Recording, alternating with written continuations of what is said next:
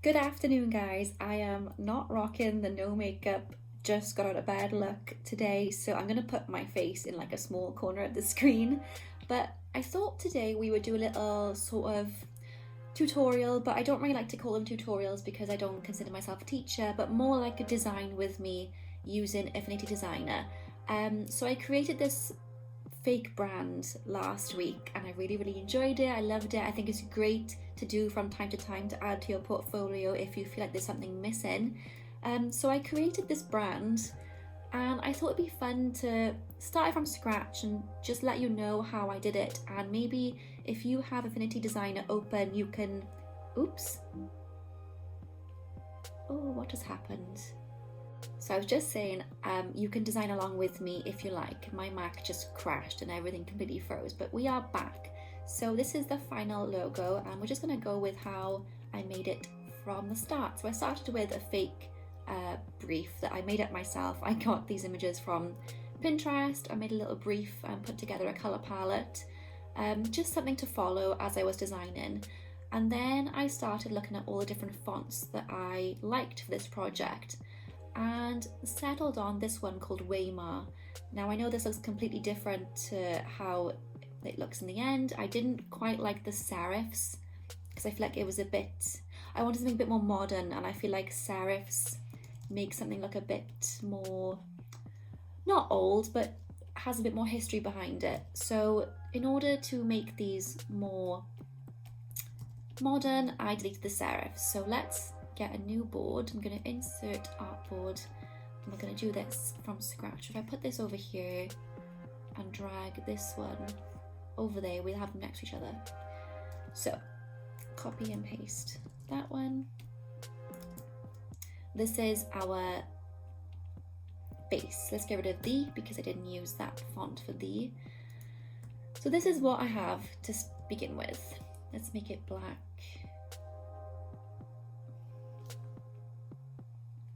So to start editing the actual font, you need to right click and press convert to curves. This makes the font completely editable and you can no longer type. They're all images now. So I'm just going to go in and select the white mouse tool, and we can add points like this and delete points just by using the delete button. So I just added a point there because if I didn't, it would go like that. So the points just help make the shape once it's done. So by getting rid of that, I got rid of that top serif. I'm not going to do it perfectly because yeah, we can perfect them at a later stage. I'm just going to start by going in and getting rid of all the serifs.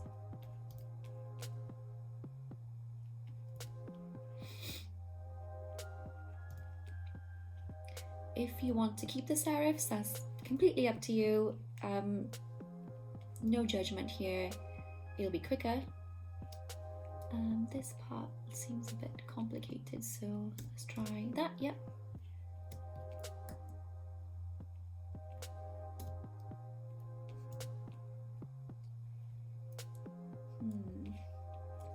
So for the Y, this large section here seems to be a big serif. So what I'm going to do is delete everything up here and soften that and just drag these up so that it's in line with the top of the Y. There we go, so that's inky. Now let's start on the pen.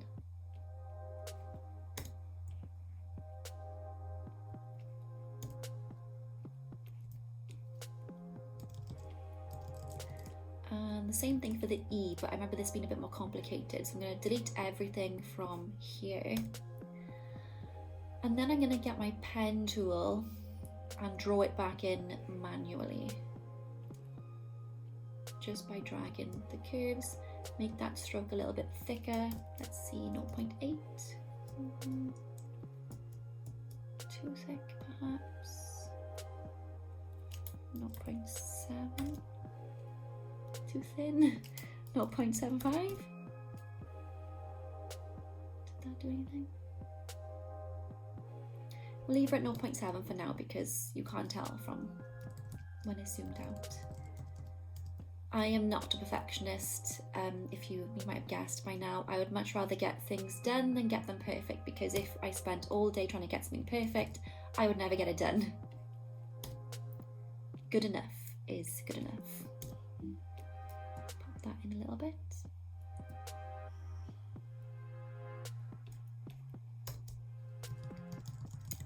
Okay, we have inky pen. So I did edit I'm a graphic designer and I don't know, I forgot what the terms are. We learned them in uni and I haven't needed to use them since, but I want to say it's kerning, which is the space between the letters here. And I'm just making that a bit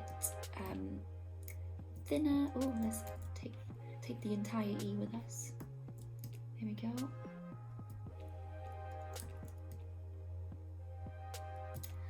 Like that.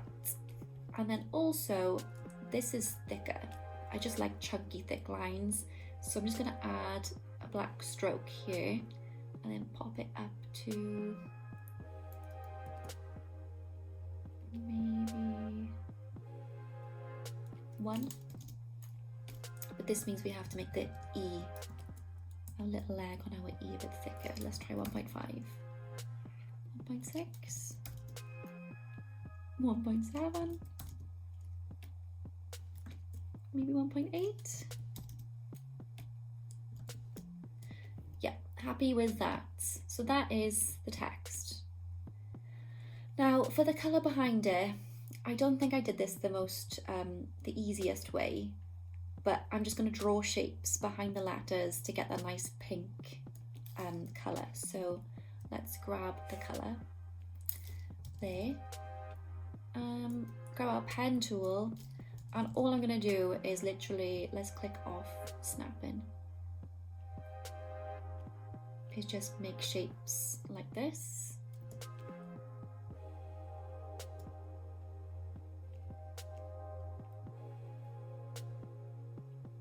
I don't want an outline on them. I just realised there's an outline.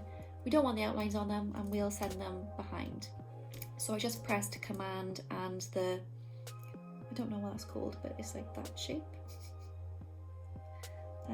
Or you can just right click, arrange, move to back, and there you have it. And then I would copy and paste, but just to show you the long way. I feel like it's easier to know the long way before it is to know the short way of doing things.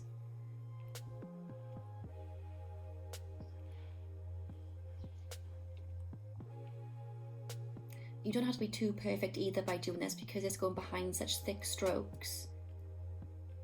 The shapes behind don't really have to be perfect because they're not going to be on show. They're going to be behind the letters at all times.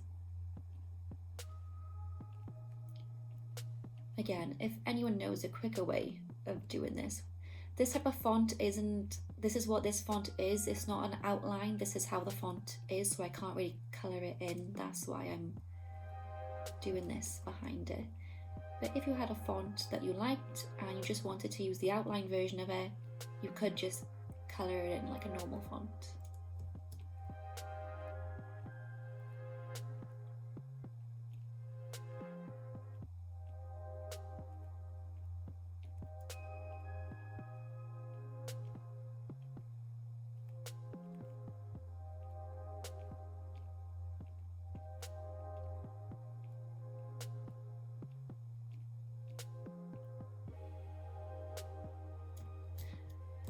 Okay, and there is our colour. I'm going to select all of that and make sure it's all grouped together. I'm also going to select scale with object, so that means the outline grows with the design. Whereas if it wasn't selected, you would see it getting thinner, and the E, our little leg on the E gets thinner, and yeah, we don't want that happening.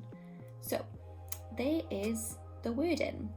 I like to add this little bar across the top for the to sit on. So let's add that in now. It's just a simple pen from here to here. Make sure the stroke is black and make sure it's the same thickness as the I with a K and the P. The thickness of this stroke, let's try 1.7.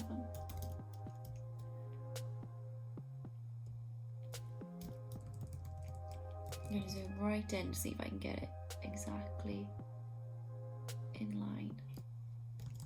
That is good enough. And then for I used my brand font just to keep it simple. It's called Caviar Dreams. I use it for all my marketing, promotional, everything. So let's find that. Caviar Dreams. But I like to make the space in between the letters a bit thicker, so I'll press Command T. This brings up the typography box, and then just have this bit like increase. Wait, no, that's wrong. We don't want to do that. That's stretching it. I want to add space between the letters. So let's try. Oh gosh, what has happened? Let's put that back to 100. This one, yes. Let's put that to 200%. And then we'll choose the bold version, make it smaller. Let's see. Smaller. Let's get rid of the outline on there. There's not meant to be an outline.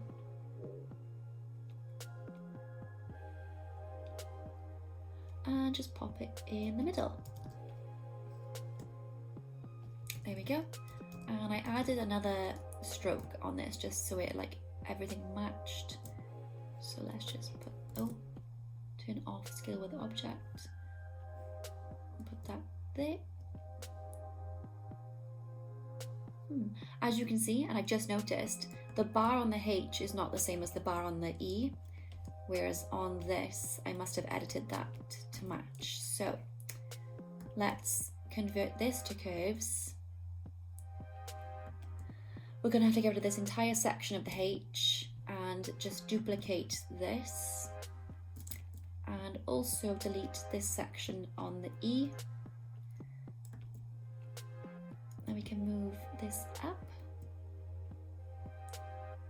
change that.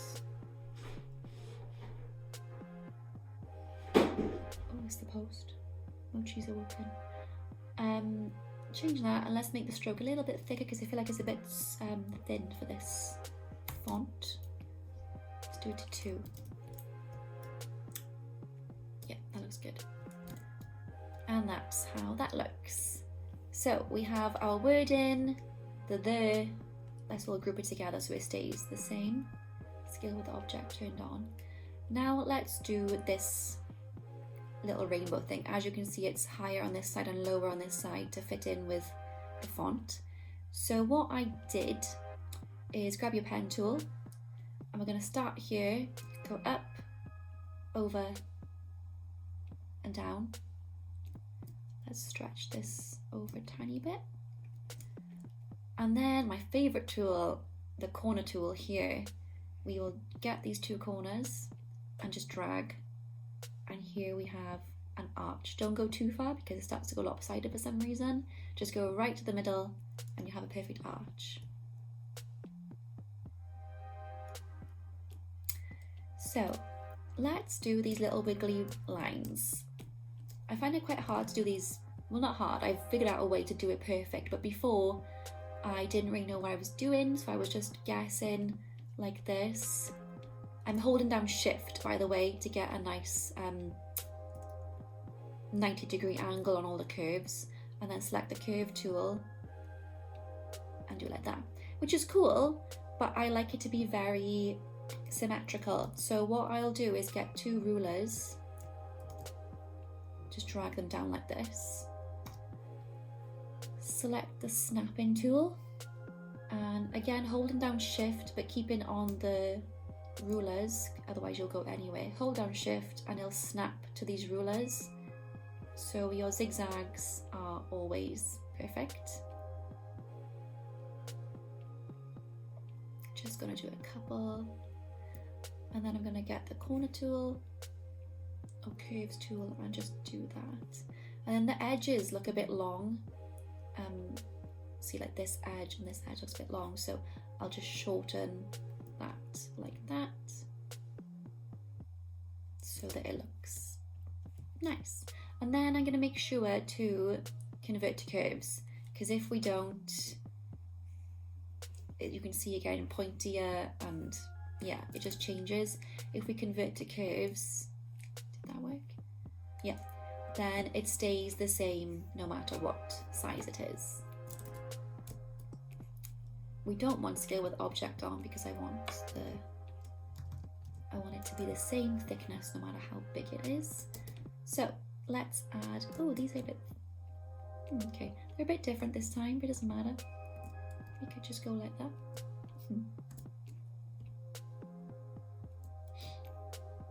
So I'm gonna add it here, another one here, and a longer one here. I know this looks a bit different, but we're going with it.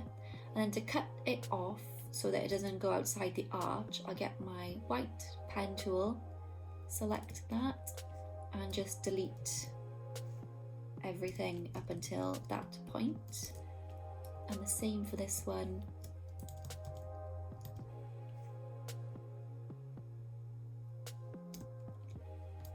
And the same for this one.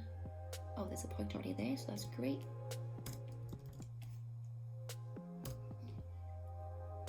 And there's our little curves. We can make them smaller if we want, but this might need a bit more editing. There we go.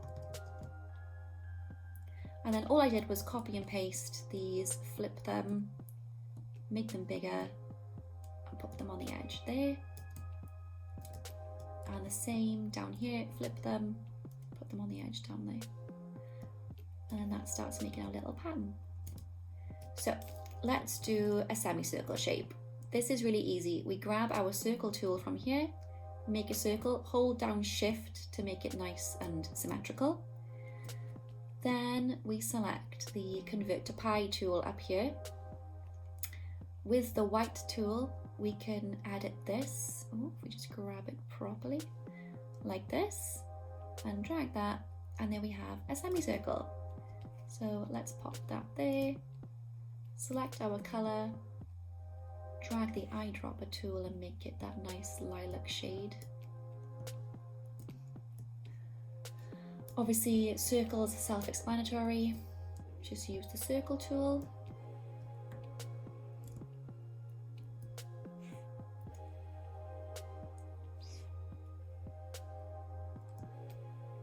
And then we have this nice little rainbow arch, which again is a circle, but this time we are going to convert to a donut.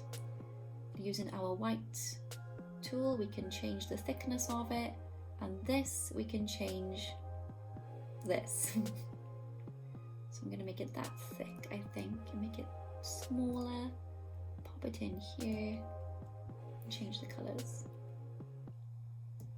And obviously the square tool is here, self-explanatory, it's a square.